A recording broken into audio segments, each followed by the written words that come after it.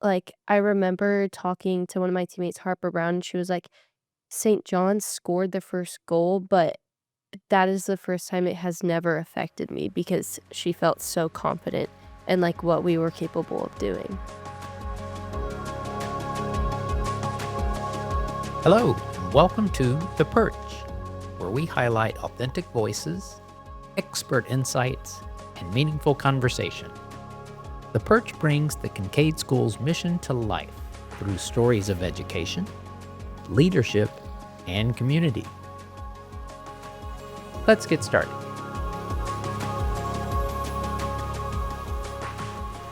Hello, Falcons. Welcome back to The Perch. I'm Mike Maury, and in today's podcast, we're talking about the value of student athletics both on and off the field, with a particular focus on the amazing mental skills and preparedness programs here at Kinkaid. Joining us is Mr. John Kuchar, Kinkaid's Director of Athletic Mental Performance and Mental Skills Coach. John, thanks for joining us. Happy to be here. Thanks for having me. We're also joined by two of our talented Falcon athletes. Fresh off an SPC football championship win is Wayne Shanks. Wayne, welcome to the Perch. Thank you. I'm glad to be here. And lacrosse star and SPC field hockey champion, Courtney Whitaker. Courtney, thanks for being here. Thanks for having me. John, when we started to plan this podcast, we discussed how the Kinkaid School approaches preparing and supporting student athletes for success both on and off the field. Why don't you start us off with a high-level overview of the role student athletics plays at Kinkaid and how exactly mental skills coaching impacts our students? Sure. In athletics, if anyone has played at a competitive level, they understand that there's more to a sport than just playing the sport.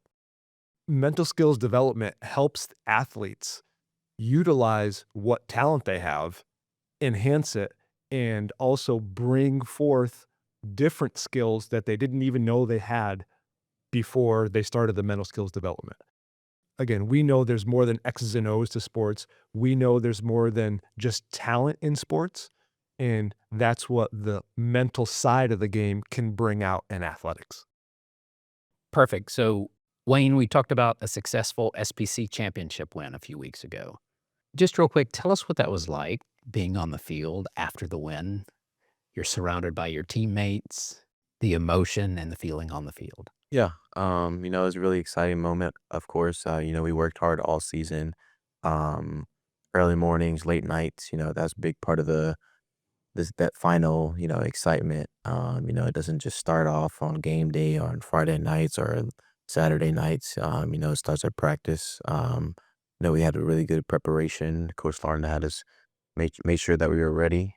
It was just a sense of relief to have that final goal that we're striving to get. It's always a blessing to be able to be in that position. What a wonderful answer, because you went straight to preparedness. When I was talking about, celebrating on the field and here's the trophy, that was a really nice, an example of what John was just talking about. Courtney, so this is your senior year, and like many students here, you are a multi-sport athlete. I know you were part of the SBC Championship field hockey team this fall. So same question for you. What was that moment like when you knew your team had won? And I saw a pileup of the team on the field, so that looked pretty exciting.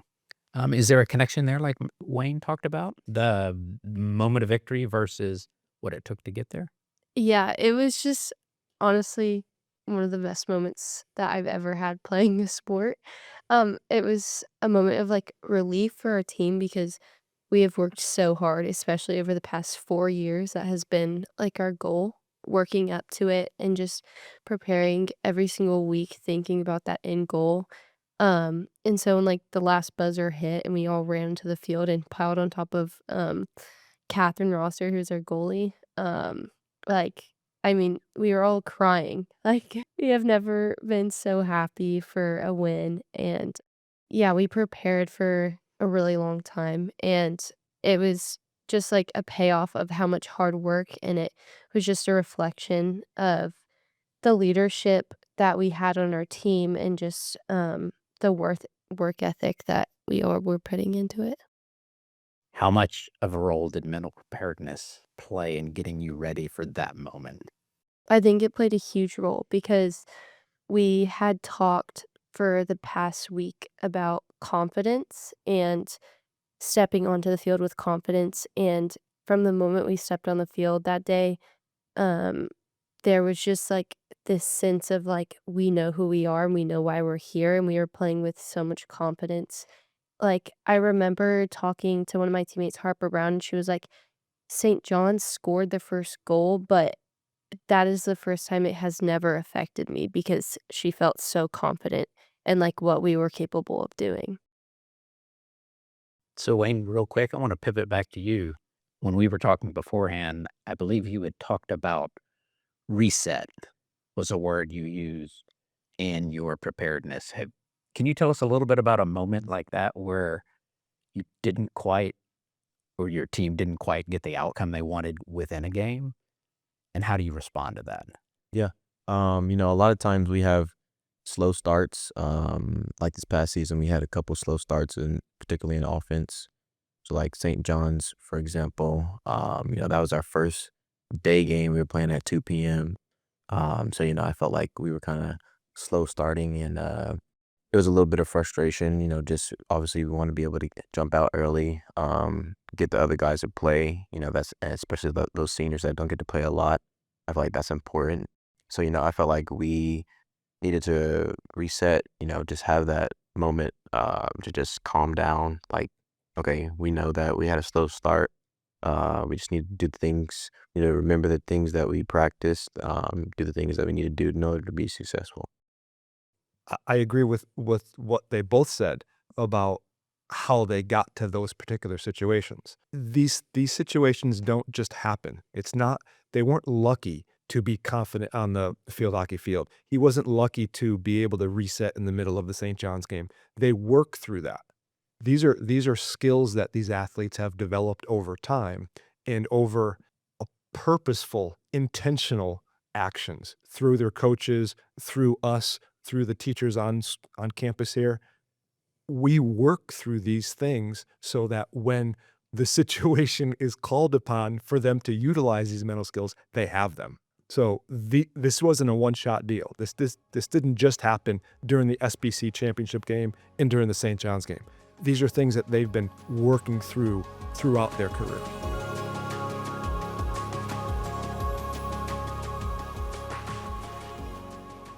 Wonderful. You mentioned intentional. Mhm. Explain to our listeners a little bit more about what being intentional with your program means. It means having a process that you follow. We want to be we want to know what we're doing, why we're doing it, and how we're doing it.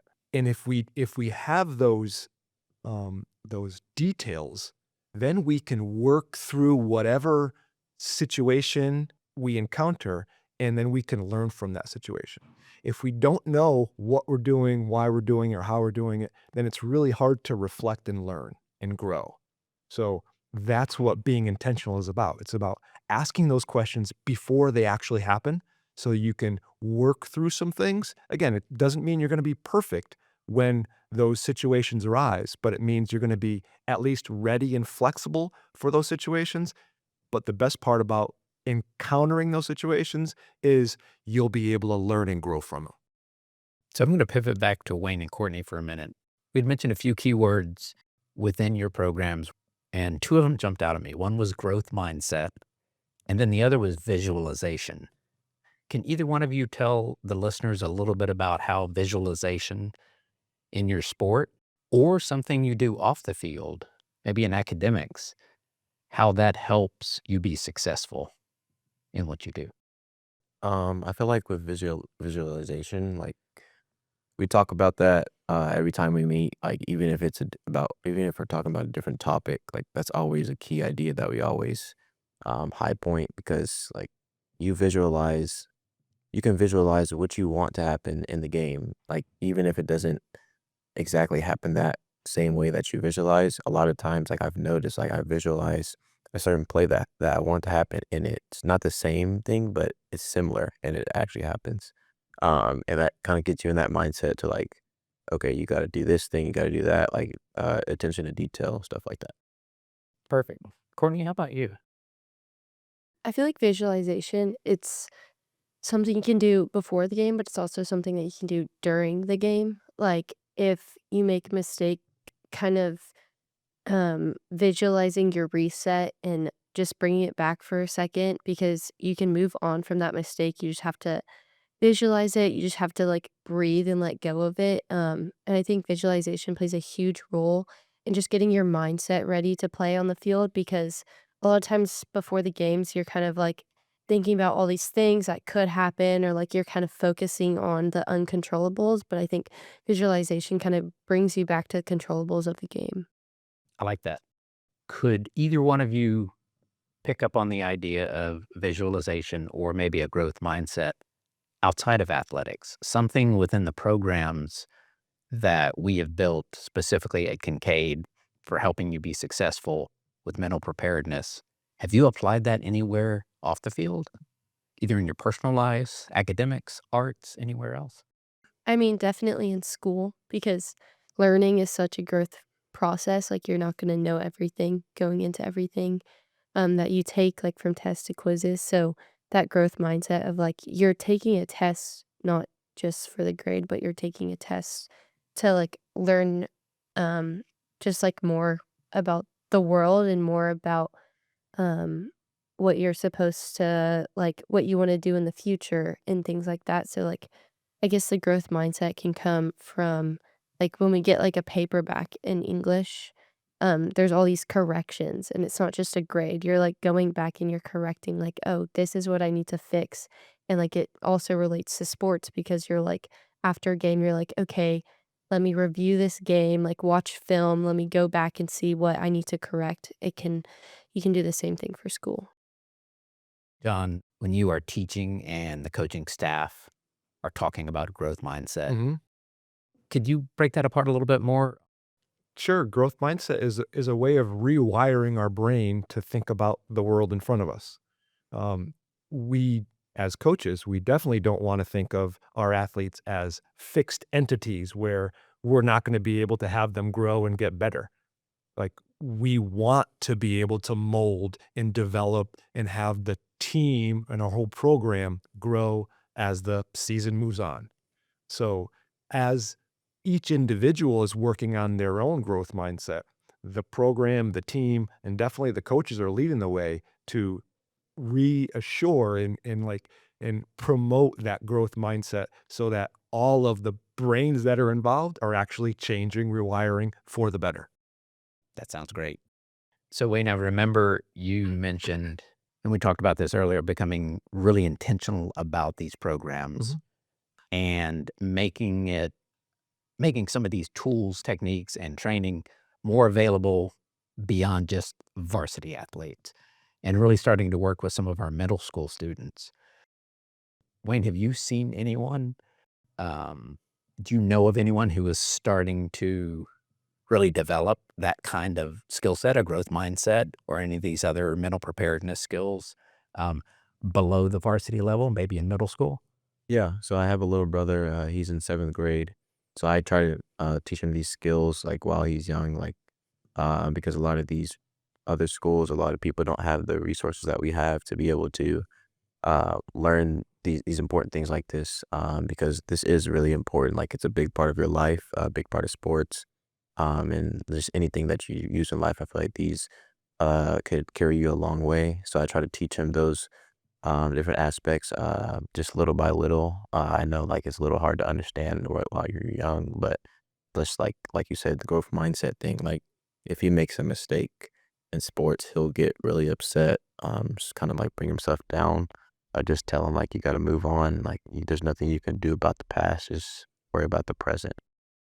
What's wonderful about what you just said is that it's not only the program and a direct coach to player communication and a learning moment, you're talking about a student to student connection and sort of a peer mentor, even though he's your brother. But I'm going to guess that happens way beyond just one student on varsity talking to one middle school student. Do y'all interact or do you know of any other interactions? John, where students are specifically mentoring? I see it a lot. I see it within a varsity team. I see the leaders on the team helping out the developing athletes on the team with mental skills. I see it just within our 20-minute sessions. They literally will tell people like what to do and how to do it, or they'll make connections to what the current topic happens to be to what they did or what they experienced in the last game. So that's ongoing. And then you have things like we have we have students who are developing as leaders on campus that are also bringing this to the rest of the campus, not just to athletes, but to everybody else. Our leaders happen to be athletes because that's what we're working with, but they're also in classes and on campus with non-athletes also. So they're bringing this growth mindset. They're bringing this idea of mental skills development to the whole campus. So Coach Holm was talking about talking to the JVs, the freshmen, and now middle school athletes. But this is a culture here. This is a culture of seeing how good we can be. And if you understand that, if you're a student athlete and you come to this campus, you know you're going to have the access to seeing how good you can be, and mental skills development is just part of that. John, thanks for that really personal reflection. I think it encompasses everything we have talked about with mental preparedness, but bringing in the idea of leadership and some of the skills that move beyond just preparing yourself for success on the field. That is a differentiator. We talk about Kinkaid being special all the time on this podcast, and I will firmly say that that is something very special to Kinkaid and something that gives our students a chance when they leave Kinkaid to apply those leadership skills to their life, far beyond athletics. John, thank you very much for joining us today on The Perch. It was great to have you. You're welcome. It was great to be here. Courtney, really appreciate you making the time to meet with us. Thanks for being here. Thank you. And Wayne, thank you so much again for joining us on The Perch. Thank you. So that is a wrap. The Perch will return again in 2 weeks with new conversations and stories about education, leadership, and community. Be sure to follow us on social media, check out Kinkaid's website, and read the Falcon Flyer for more on how Kinkaid supports our students and our community throughout the year. Thanks again for joining us on The Perch.